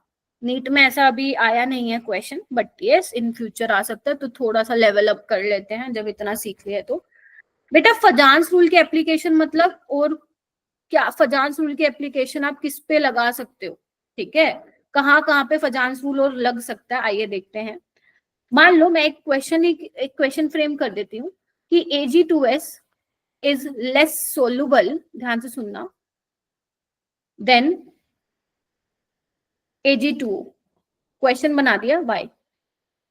एक और क्वेश्चन बना देती हूँ, ferric hydroxide is less soluble than ferrous hydroxide, why. देख सकते हो? Yes ma'am. देखो ये लेस सोलुबल क्यों होगा, इधर आओ। यहाँ पे सल्फर -2 है, इसका ऑक्सीजन भी यहाँ ऑक्सीजन क्या है -2, चार सेम है। Now go to the size वाला, साइज इफेक्ट करेगा। साइज बड़ा है इसका, कोवेलेंट कैरेक्टर ज्यादा होगा। Yes ma'am. अगर कोवेलेंट कैरेक्टर ज्यादा है तो लेस सॉल्युबल हो जाएगा। सॉल्युबिलिटी होगी। इनसॉल्युबल हो गई। ध्यान रखना, कोवेलेंट जो कंपाउंड्स होते हैं वो क्या बोलते हैं, नॉन पोलर सॉल्वेंट में सोल्यूबल होते हैं, बट पानी में नहीं होते हैं, तो सोल्युबिलिटी इसकी कम हो जाएगी। कम होगी। ठीक है, और इसकी ज्यादा। सेम रीजन फॉर दिस, क्योंकि यहाँ पे आयरन पे +3 का चार्ज है, बिकॉज OH पे -1 का होता है। ठीक है, तो -3 इस पे +3, यहाँ पे इस पे +2, तो क्या बोलोगे? कोवेलेंट कैरेक्टर ज्यादा, तो लेस सॉल्युबल हो जाएगा ये भी। Clear? Solubility Yes, less. ma'am. मैं बोल रही हूँ मेरा बेटा, क्या किसने पूछा? मुस्कान ने। मुस्कान, आपने ये पता लगा ले कि कोवेलेंट कैरेक्टर किसका ज्यादा है। ठीक है, अगर कोवेलेंट कैरेक्टर ज्यादा है मतलब आयनिक कैरेक्टर कम होगा, और अगर मान लो तुम सोल्युबिलिटी पानी में देख रही हो तो क्या होगा? सोल्युबिलिटी उसकी कम हो जाएगी बेटा, है ना? तो बस यही बोला है। तो this is one of the application of Fajans rule. बता सकते हो ना? Yes ma'am. अच्छा, मैंने ये वाला यूज कर लिया था, चलो कुछ नहीं। दो तो ये हो गए एप्लीकेशन, एक और लिखो। आप पता है कलर की इंटेंसिटी भी बता सकते हो on the basis of Fajans rule. Intensity of colour कैसे? Is directly proportional to covalent character. रुक जाओ, अरीशा तुम यही पूछ रहे हो कैसे बता सकते हैं? No ma'am. अच्छा बोलो। मैम मैं पूछ रही थी, जो आपने ये बताया कि सॉल्युबिलिटी कम होगी अगर आयनिक मतलब कोवेलेंट कैरेक्टर ज्यादा है, क्योंकि वो आयनिक नहीं है इस वजह से।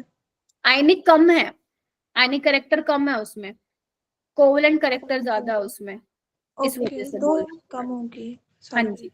व्हाइट है, इधर लिखो एक बार, AgCl, AgBr और AgI। अगर तुम्हें इसके कलर नहीं पता है अभी याद कर लो, जब तुम स्कूल में प्रैक्टिकल करोगे तो तुम्हें वहां पे वैसे पता चल जाएगा।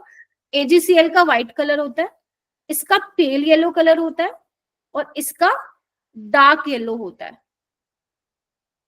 अभी मैं बताती हूँ ऐसा क्यों, पहले लिख लो। ऐसे ही SnCl2 और SnI2, इसका ब्लैक कलर होता है, देख रहे हो ना, इसकी इंटेंसिटी ज्यादा है कलर की, और इसका व्हाइट कलर होता है। ऐसे ही आपके पास एक होता है PbCl2 और PbI2। PbI2 का होता है येलो कलर और इसका होता है व्हाइट कलर। अब तुम्हें अगर मैं बेटा बोलूं कि इनका कोवेलेंट कैरेक्टर बता दो, तो तुम मेरे को सीधा बता दोगे मैम ये होगा। तो आप देख रहे हो जैसे जैसे कोवेलेंट कैरेक्टर बढ़ रहा है इंटेंसिटी कलर की बढ़ रही है, लेकिन इसके पीछे इसका रीजन क्या है? सोचे थोड़ा सा, आओ सोचे, सोचे ना, आओ आओ सोचते हैं। हाँ, तो यहाँ पे आयोडीन का साइज बड़ा है, यानी कि इसका जो न्यूक्लियस होगा आयोडीन का उसका होल्ड अपने वैलेंस इलेक्ट्रॉन पे कम होगा, बस मुझे ये बता दो। Yes ma'am. Yes ma'am. अगर वैलेंस इलेक्ट्रॉन पे कम पकड़ होगी, मतलब लूजली बाउंड होंगे, तो हमने स्ट्रक्चर ऑफ एटम में पढ़ा था, अगर मान लो इलेक्ट्रॉन तुम्हारा लोअर स्टेट में है, जैसे ही वो रेडिएशन डालोगे और वो एनर्जी एब्जॉर्ब करेगा तो हायर स्टेट में जाएगा, फिर जब वो वापस ग्राउंड स्टेट में तो एनर्जी रेडिएशन एमिट करेगा विजिबल रीजन में। तो एक बार बताओ किस केस में इलेक्ट्रॉन जल्दी एक्साइट कर जाएगा, जहां पे इलेक्ट्रॉन की पकड़ कम है, लूजली बाउंड है, एनर्जी दी, भागा, वापस आया, रेडिएशन एमिट करी, इनविजिबल रीजन। बोलो। Yes ma'am. पे जो इंटेंसिटी है कलर की वो बढ़ती जा रही है। 1% चांस है कि नीट में आए टॉपिक, बट फिर भी पढ़ लो, अच्छा टॉपिक था। मैम जान के अच्छा लगा। है ना, जान के अच्छा लगा, तभी तो बताया मैंने। स्पेक्ट्रम का कहीं यूज हुआ तो अच्छा लगा जान के। अब तुम्हारा मैं बोल सकती हूँ खत्म हुआ फजान स्कूल, बस इतना पढ़ना है, इससे ज्यादा नहीं आएगा। क्वेश्चन करोगे? आओ, जेई 2022 का सवाल करो, पढ़ो इसको।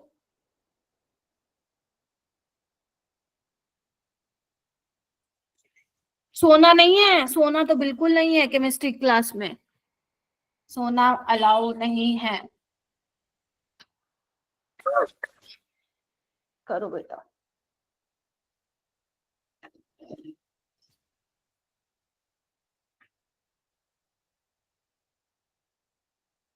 लग रहा है क्या कुछ पता? क्या पूछा है इसने? कोवेलेंट करेक्टर पूछा? अरे ये तो मैंने करा ही दिया था। अरे गलत क्वेश्चन दिया फिर तो मैंने, तो मैं अभी करा दिया। चलो फिर तो पूरी क्लास का हैंड रेज होना चाहिए। हंस लो, तुम हंस लो। मेरी क्लास में हंसते हो, बाकी में भी हंसते हो। Yes ma'am. मैम सिर्फ आपकी में। डिपेंड करता है सिचुएशन क्या है, कंडीशन क्या है। यस मैम, मेनली सिचुएशन होती है। अच्छा ठीक है। बायो से डिपेंड करता है क्या चल क्या रहा है अभी।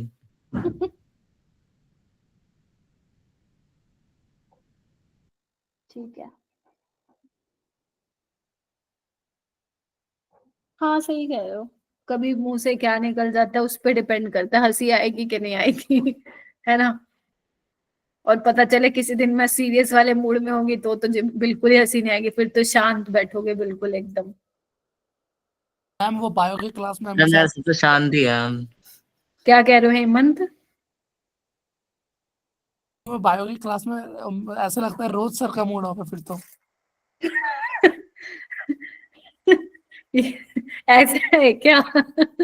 रिकॉर्डिंग ऑन है, देख लो है। ऐसा नहीं है। ऐसा नहीं है मैम। ऐसा नहीं है मैम। ये है। मैम सही चलता है लाइक सारे हाँ। लेक्चर्स में। यस हाँ। मैम। सभी हेमंत थोड़ा जोक वो कर लेते हैं।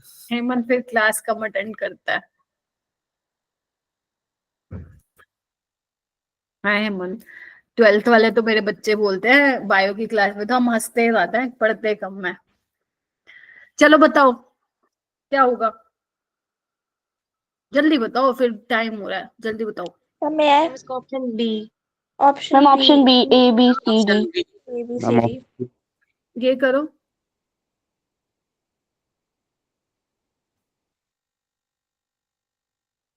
सोलबिलिटी बतानी है। ईथर, ईथर क्या होता है अभी शायद नहीं मालूम होगा, है ना। नॉन पोलर सॉल्वेंट होता है बस। मैम ऑर्गेनिक सॉल्वेंट्स जो होते हैं वो नॉन पोलर होता है ना। तो नॉन पोलर सॉल्वेंट है, तो आपको पता ही है जिसका कोवेलेंट करेक्टर ज्यादा होगा वो सोलुबल होते हैं नॉन पोलर सॉल्वेंट में। ठीक है, तो अब देख लो किसका कोवेलेंट करेक्टर ज्यादा है। करो करो जल्दी, हैंड रेज करिए। वेरी गुड, आलिया, अरीशा, पूर्वा, आफ्ताब, सलोनी, हेमंत, शाबाश, रवीना, बहुत ही बढ़िया, लव, हिमांशी, क्या बात है, क्या बात है। सलोनी आप बताइए। Ma'am option A. बस तो राजी रहो, ऑप्शन ए कर लोगे on the basis of charge ना। Yes yes ma'am. Yes ma'am. Ma'am. Yes ma'am. ये बताओ, ये आया था अभी नीट में, बहुत ज्यादा क्वेश्चन नहीं है इसके फजान सोल के, इसलिए मेरे को जेई के लाने पड़े। आपसे पूछ रहा लीस्ट आयनिक यानी कि मोर कोवेलेंट, ये कोबाल्ट है, ठीक है। देखो किसका ज्यादा होगा, क्या लग रहा है, चेक कर लो। सूडो वाला, सूडो इनर्ट गैस किसका होगा? मैम एजी। वेरी गुड, एजी में होता है। Ma'am AgCl। होता है कोबाल्ट गैस में होता है बेटा D7, ठीक है। यहाँ पे होगा D10, ठीक है। तो वो वाला फैक्टर जो है यहाँ पे आ जाएगा। अरे और भी है क्या? चलो कर दो फिर, मुझे लगा बस क्वेश्चन खत्म।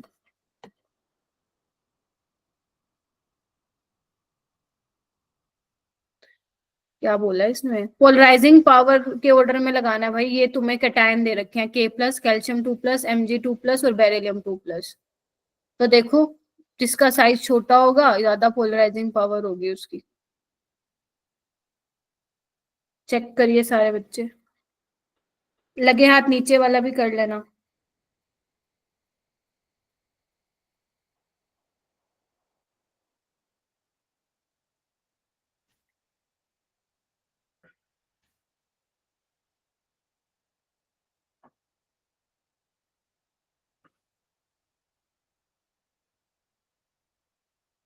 क्या बनी हो यार?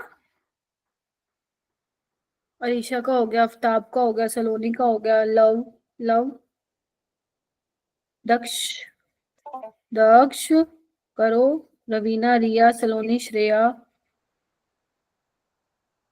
आफ्ताब क्या लग रहा है? Ma'am option B. पोटेशियम का साइज तो बड़ा है सबसे, एल्कली मेटल है। अच्छा मैम, एक मिनट। अरीशा? मैम ऑप्शन ए लग रहा है मुझे फर्स्ट। रवीना? हिमांशी क्या लग रहा है दोनों को? रवीना, हिमांशी? मैम ऑप्शन ए। देखो इसका तो सबसे बड़ा है ना एल्कली मेटल, तो उसको तो Yes, पीछे ma'am. और एक ही ऑप्शन में है Yes, बेटा। ma'am. हाँ, अब Yes, देखो ना, ma'am. बेटा मांगे कार, तो बेरिलियम का साइज छोटा है, पोलराइजिंग पावर ज्यादा होगी। और इसमें सेकंड वाले में किसका order of increasing covalent character पूछा है? बताओ किसका बढ़ता हुआ कोवेलेंट कैरेक्टर दिख रहा है तुम्हें? बोल दो, हाँ कोई भी बोल दो, ओपन एंडेड क्वेश्चन है। Love? Ma'am option 1। Option 1 BCl2 का सबसे ज्यादा है, बिल्कुल ठीक है, बट ये गलत हो गए। NaCl का ज्यादा है क्या covalent character? No ma'am. Ma'am No, ma'am. Option C होना चाहिए। ऑप्शन सी होना चाहिए थर्ड। मैम बेटा जो सोडियम है वो लिथियम के नीचे आता है, तो साइज इसका बड़ा है ना। Yes ma'am. Yes ma'am. इसको पीछे फेंको उसको, ठीक है। तो yes, this is all about your फजान्स rule. खत्म। ये क्वेश्चन दे दिए मैंने, कर लोगे क्या? Yes ma'am. Arisha yes ma'am. Answer की डाल दी बेटा इसमें तो मैंने, ठीक है। तो कर लेना आराम से, ठीक है। चलो ओके, टाइम भी हो गया। तो आज तुम्हें क्या करना, हाइड्रेशन एनर्जी, लैटिस एनर्जी और फजान्स रूल पढ़ने हैं। 4 फैक्टर हैं, size of cation, size of anion, charge on cation, charge on anion, एक सूडो इनर्ट गैस। खत्म खत्म, ठीक है। बस यही पढ़ ओके लेना। मैम। Okay ma'am. चलो जी, मैम चलते हैं फिर। अब हम मिलेंगे अगले मंडे, है ना? Yes ma'am. अगले नहीं मंडे नहीं नहीं नहीं नहीं, थर्सडे क्लास।